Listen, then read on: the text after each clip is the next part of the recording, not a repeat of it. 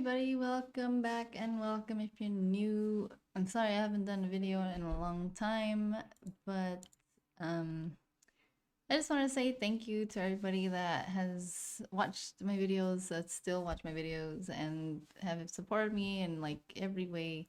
Happy New Year to everybody. I hope that all your goals and dreams come true, and I hope that it's a really good year for everybody. This story is about, I was told that it's about a UFO incident that happened like a long time ago, but it's one of like the most believable stories because of what happened to the people that saw this UFO. So let's just get right into the video. Of the most famous paranormal events in history. But it's not famous because of how outlandish the details are. Instead, it's famous for its credibility. Not only were there 12 witnesses who saw this thing happen, but also there was a NASA engineer who investigated this event and ultimately concluded that it must have happened because of tangible proof. But before we get into that story, if you're a fan of the strange, dark, and mysterious delivered in story format, then you've come to the right place because that's all we do and we upload once a week. So if that's of interest to you, please replace the like button's stick deodorant with cream cheese. Also, please subscribe to our channel and turn on all notifications so you don't miss any of our weekly uploads. Okay, let's get into today's story.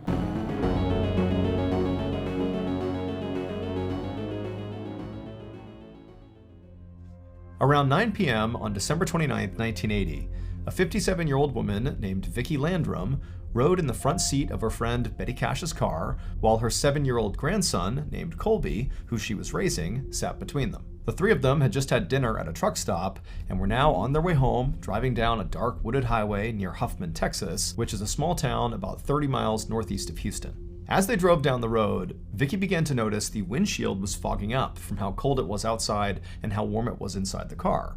And so Vicki turned on the defroster. And as the windshield began to clear, Vicki noticed this bright light right out in front of them up over the trees. And at first, Vicki just figured, they were close to the Houston airport, and so that light must just be an airplane.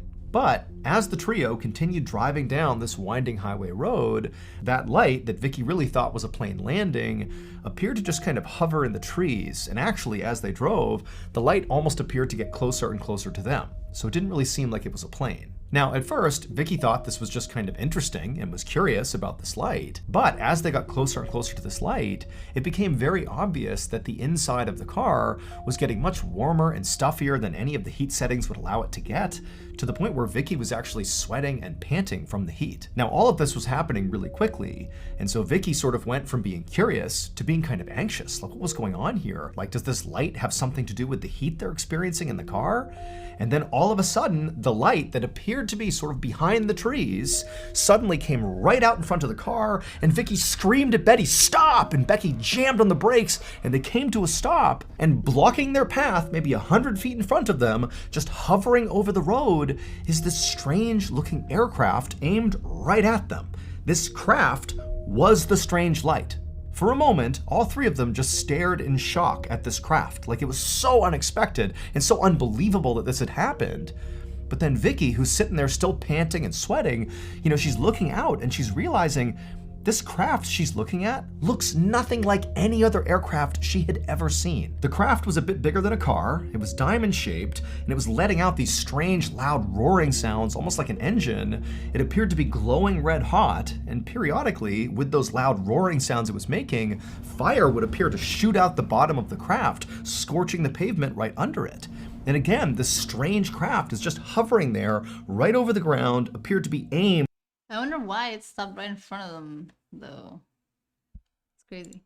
Directly at Vicki, Betty, and Colby. Pretty quickly, Colby began to cry. He was scared.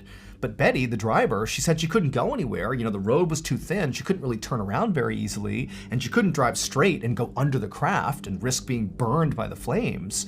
And so they were just kind of trapped there. And so Vicki and Betty sort of looked at each other like, okay, we're gonna wait it out and hope this craft just eventually flies away. But after several minutes, and the craft still had not departed, it was still blocking their way and periodically spitting fire into the ground, Vicki and Betty are like, well, let's get out and see what's going on here. Let's investigate. By this point, their fear and anxiety around this had sort of been replaced by just genuine human curiosity. I mean, what the heck is this thing? And so Betty, the driver, she gets out, and Vicky, she tells her grandson, stay in the car, so Colby's right here, and Vicky gets out, and the second she does, and she now has an unobstructed view at this craft, she suddenly remembered this Bible verse.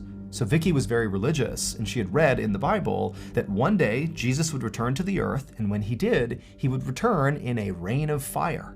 And so all of a sudden, Vicky believed that what she was looking at was not some aircraft, but the second coming of Jesus Christ. This was like a highly spiritual moment for her. But just as Vicky was about to go forward and actually inspect this thing up close, she heard Colby call out for her. He was crying hysterically. He was totally scared and upset. And so this kind of broke Vicky out of her trance.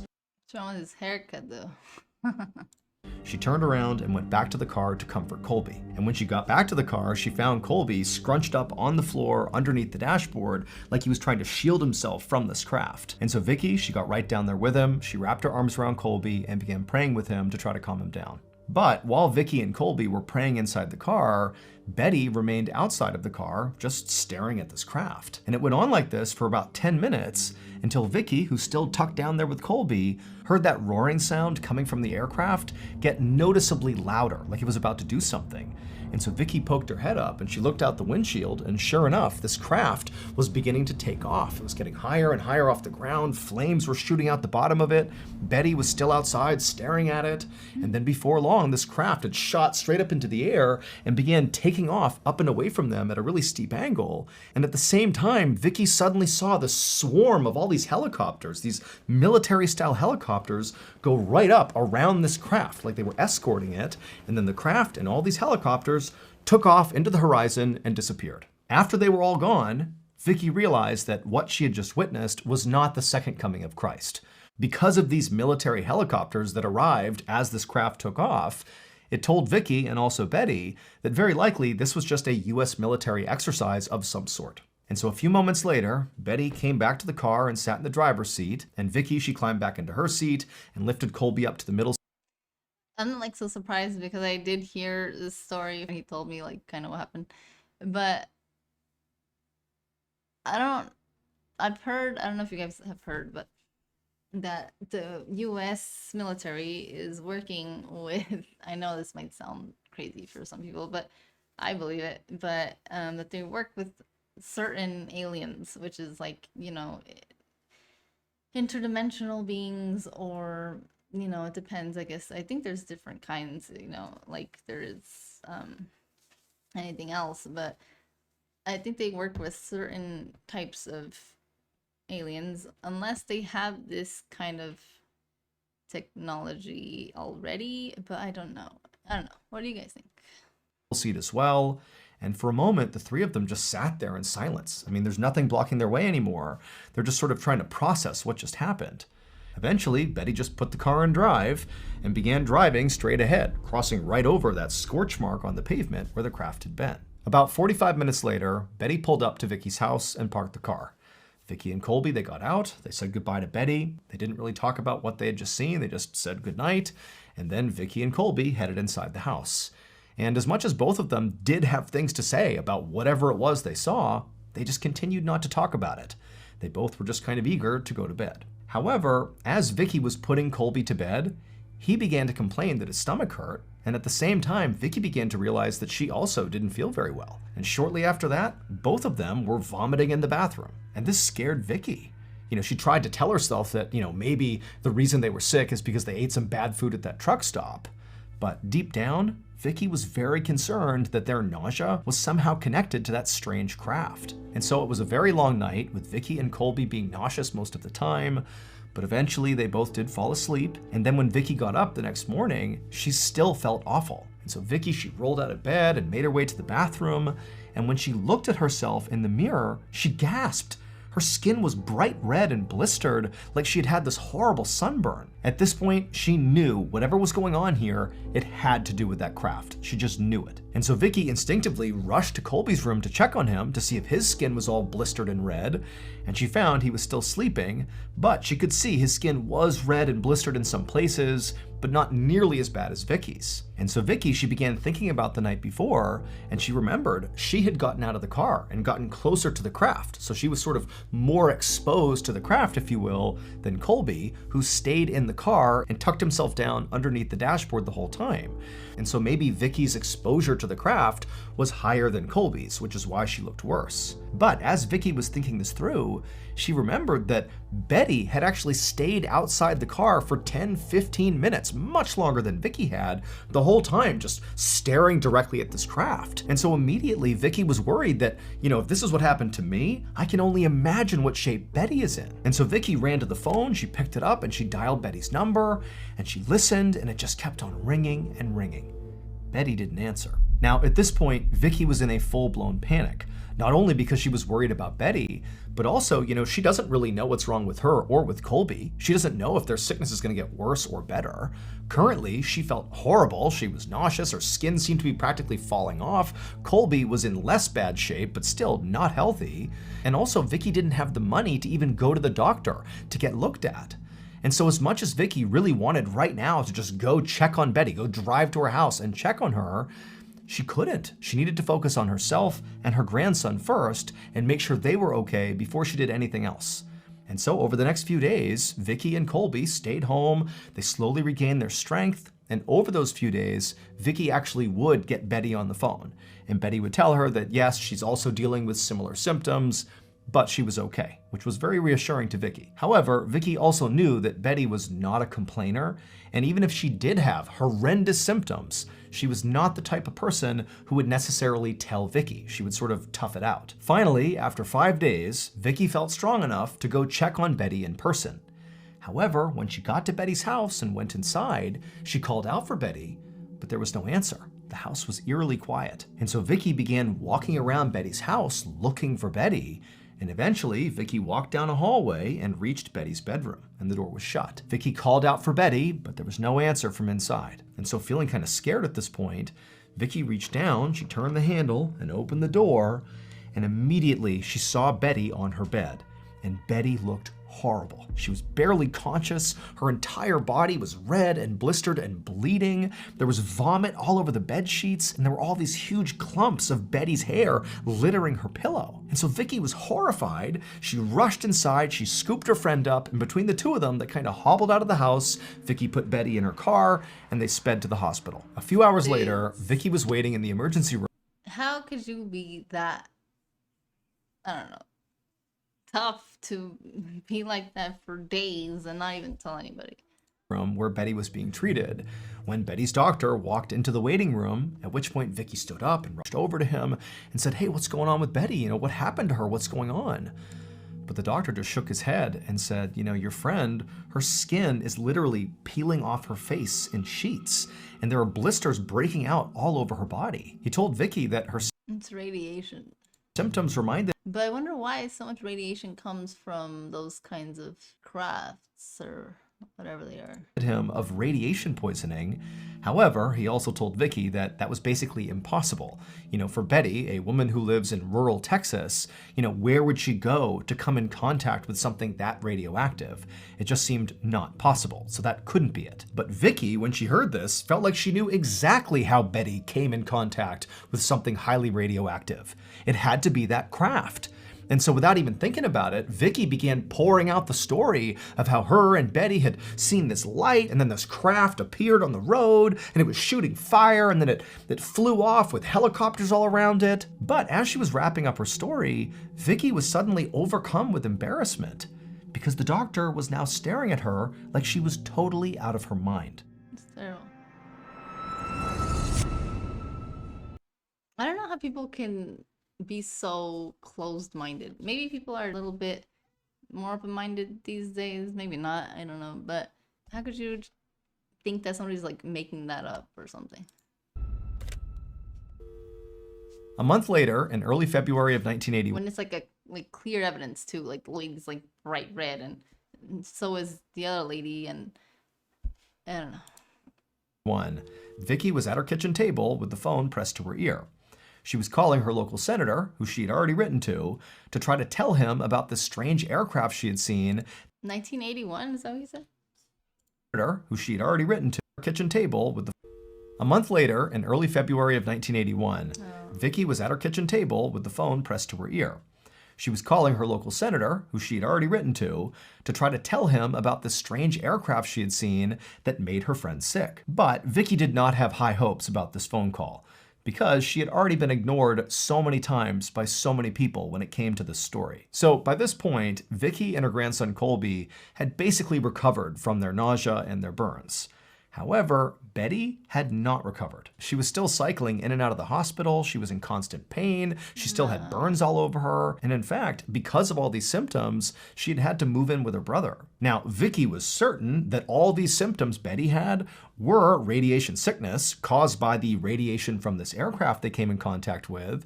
But it was like everybody they told about this aircraft didn't believe them. Just then, Vicky heard a woman's voice break through the hold music. It was the local senator's secretary. And so Vicky quickly explained why she was calling and why she really wanted to talk to the local senator. But the secretary just told Vicky that, yep, she'll pass this along to the senator and he'll be in touch.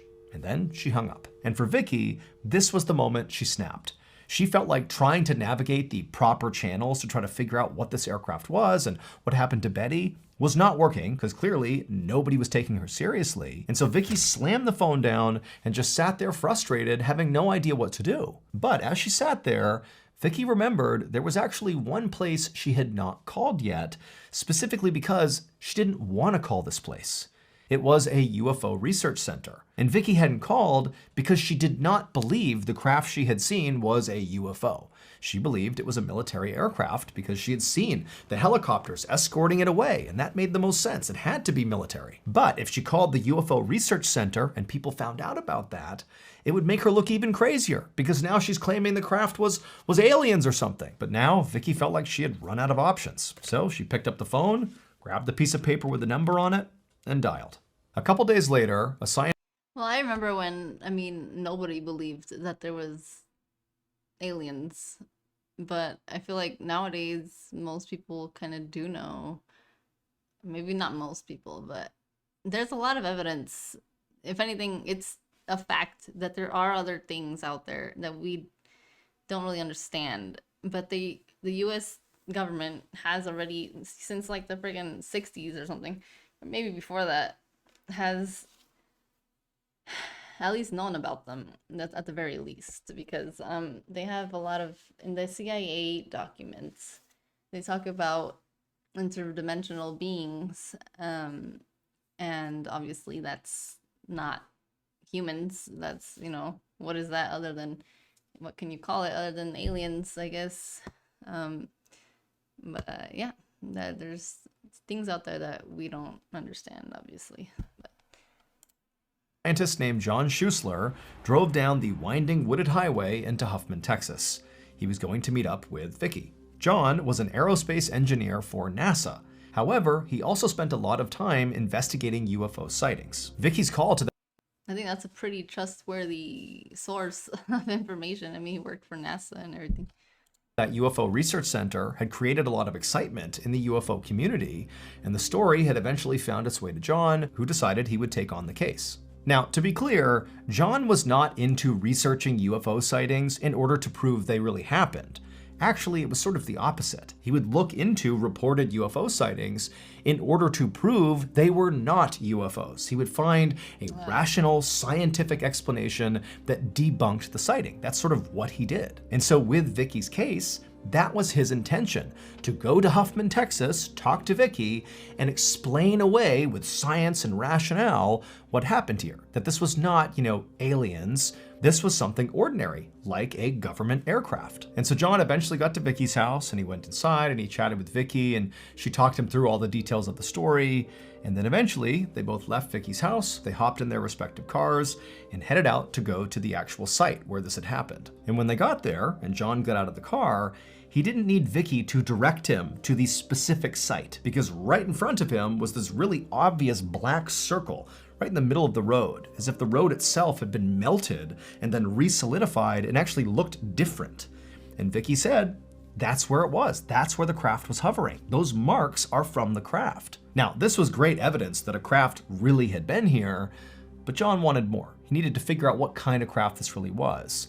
And so he told Vicky he was going to leave and go canvass the area for witnesses, and he told her he would keep her updated. So Vicky left, and John drove up the road until he reached some campsites and farmhouses. And John systematically went from door to door and tent to tent, asking anybody if they had seen or heard any aircraft or anything strange on the night of December 29th. Now, going into this, John didn't really know what to expect from these people he was asking. I mean, he's some random scientist showing up uninvited at people's homes, asking if they've seen strange lights in the sky. However, every single person he spoke to said that yes, they had seen that aircraft on December 29th. However, they were obviously just farther away than Vicky and Betty and Colby had been. So now, John felt like he had enough information to speak directly with military officials. However, when he contacted all the military bases in the area, all those officials he spoke to told him absolutely that on December 29th, there were 0 military operations happening. John found this very frustrating because to him, it seemed very clear that these officials were just lying to him. But what they were lying about and why was unclear. So John actually went to these military bases to speak to the officials face to face. And when he did, he showed them all the witness testimonies saying what they had seen on December 29th. And he also told them that with his own eyes, he had seen the black scorched mark on the pavement. Well, this was like 1980, right? There they have cameras, like they didn't take pictures of the darn thing. Pavement, where the pavement seemed to have literally melted in a ring and re-solidified from the heat of this craft. And to John, I mean, that scorch mark almost proved something had been there, very likely a military craft. But all these military leaders, despite hearing this and hearing John's testimony, they just said, you know what, you can gather up all the evidence you think you have here, but it doesn't matter. It doesn't prove that we were in the area. There was no military craft there that night. And so the bottom line was, they're dumb. They could have been like, yeah, we were doing something, you know, we were just doing like a military drill or something. Like they could have just said that. But instead they just want to completely deny it. So it's dumb. the military was adamant they were not. Which makes them look like they actually did do something, you know? So. Involved. And so the case really began to stall. John went home, but he couldn't stop thinking about the case, and so he kept in touch with his witnesses and periodically checked in with military officials, but nothing seemed to change. Except that Betty continued to get sicker and sicker, and Vicky actually began to develop other serious symptoms, like developing cataracts in one of her eyes. And then, John got a frantic call from one of his witnesses. They told him they had just seen something truly incredible. And as John listened to the story, he felt his heart sink, because now he knew the military had been lying to him about being out there on December 29th. Clearly they had been, and very likely it was their aircraft that had made Betty, Vicky, and Colby so sick. But now, John also knew that any hope he had of proving this was now literally gone, because the witness told him that black government vehicles had rolled up to the incident site out on that road, and they'd come along with construction vehicles, and for no clear traffic-related reason, they had cut up one particular stretch of that road, taken it with them, and left. And that particular stretch of road that was removed just happened to be the exact spot where that scorch mark had been left by the craft.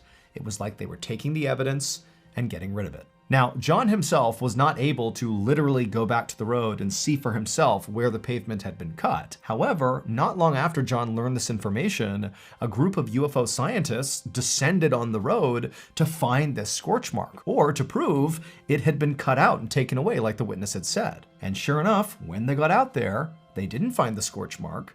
Instead, they found nice, fresh, brand new pavement. The strange event that Vicky, Betty, and Colby experienced on the night of December 29, 1980, is widely considered to be one of the most famous and credible UFO sightings of all time. It's now known as the Cash Landrum incident, after Betty and Vicky's last names, and to this day, nobody has been able to come up with a rational explanation for what happened if it wasn't a UFO. To this day, the US government maintains that they did not have any military operations happening on December 29th.